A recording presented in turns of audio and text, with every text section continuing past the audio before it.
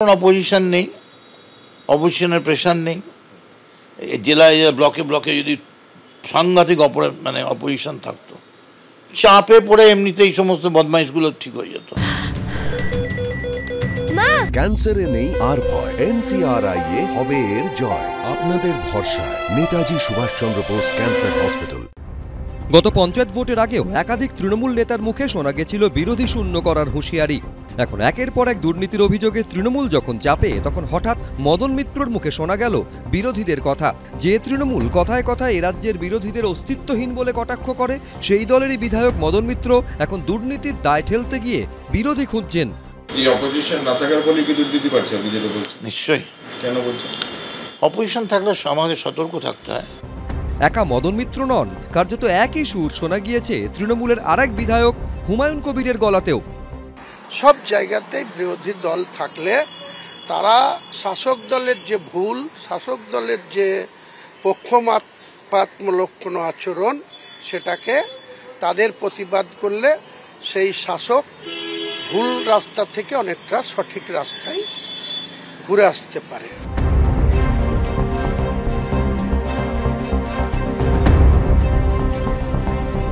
করছে যে বিরোধীরাই পারে, তো ওরা তো গায়ের জোরে লুটপাট করে ভোট করে। এখানে গণতন্ত্র বলে কিছু আছে? মানুষের ভোটের অধিকার আছে? এমনকি সাধারণ সমবায়ের নির্বাচনে পর্যন্ত তারা নমিনেশন দিতে দেয় না।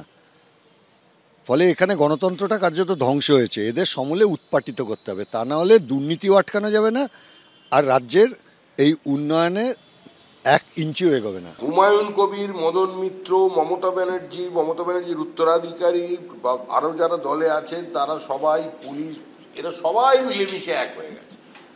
মানুষ এটাকে গোটা ফুটবল বলে মনে করে। খেলা হবে তো ঠিক, ওরা তো খেলছেন ফুটবলের মতো।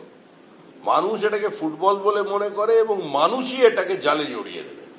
একটু অপেক্ষা করুন। বাংলার বিধানসভায় এখন বিরোধী বলতে শুধুই বিজেপি, তবে তাদেরও একের পর এক বিধায়ক, সাংসদ দল ছেড়ে তৃণমূলে নাম লিখিয়েছেন। গত লোকসভা ভোটেও বিজেপির কার্যত ভরাডুবি হয়েছে। এই প্রেক্ষাপটে বিরোধী হিসাবে বিজেপির ভূমিকা নিয়েও কার্যত হতাশ বিজেপিরই প্রাক্তন রাজ্য সভাপতি। স্ট্রং অপোজিশন নেই, কারণ বিজেপি সেরকমভাবে শক্তি সঞ্চয় করতে পারেনি। বিজেপির একজন ফুল টাইম নেই,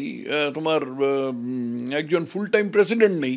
এছাড়া আরও নানা রকম সাংগঠনিক সমস্যা আছে বিজেপির, সেগুলোকে শক্ত হাতে ধরে সমাধান করতে হবে। স্ট্রং অপোজিশন ডেমোক্রেসির জন্য যে দরকার, এটা তো ডেমোক্রেসির বেসিক থিওরি।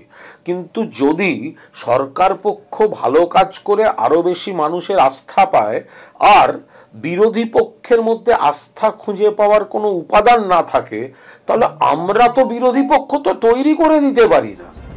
প্রায় 1.5 বছর পর রাজ্যে বিধানসভা ভোট। তার আগে কি রাজ্যে শক্তি সঞ্চয় করতে পারবে বিরোধীরা? সেই পরিসর কি দেবে তৃণমূল? কৃষ্ণেন্দু অধিকারী, পার্থপ্রতিম ঘোষ, ABP আনন্দ।